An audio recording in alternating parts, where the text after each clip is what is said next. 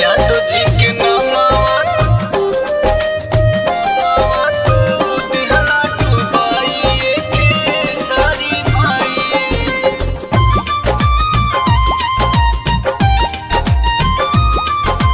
तू दिहला डुबाई के सारी भाई। राम जी के नामावा के कैला बुराई के सारी भाई। राम जी के नामावा के कैला बुराई के सारी भाई। यादव जी के नामावा तू दिहला डुबाई के सारी भाई। यादव जी के नामावा तू दिहला डुबाई के सारी भाई। यादव जी के नामावा तू दिहला डुबाई के सारी भाई।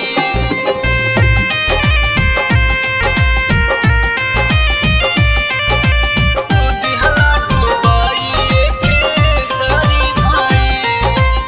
भोजपुरी के हीरो सब विरोध करे खुला। तू हके दिनेश भैया कहे अदुमूला। तू हके दिनेश भैया कहे अदुमूला। भोजपुरी के हीरो सब विरोध करे खुला। तू हके दिनेश भैया कहे अदुमूला। कहले बाता साचा चाहार के परिए के सारी भाई। यादव जी के नामावा तू दिहला डुबाई के सारी भाई।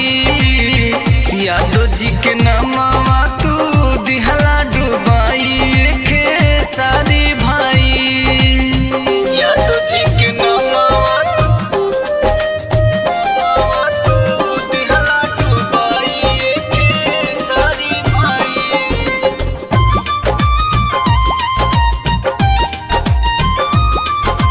तू दिहला डुबाई के सारी भाई।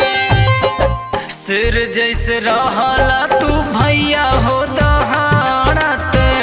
ओटवा के बाद तू ना जा रोइला भागत। ओटवा के बाद तू ना जा रोइला भागत। सिर जैसे रहला तू भैया हो दहाड़त। ओटवा के बाद तू ना जा रोइला भागत। दूधवा के पानी जैसन दिहला बहाई के सारी भाई। यादव जी के नामावा तू दिहला डुबाई के सारी भाई।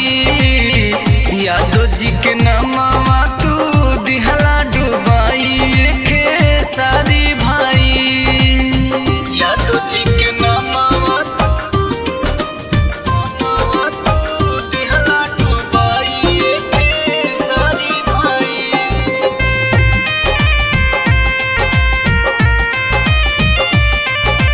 तू दिहला डुबाई के सारी भाई।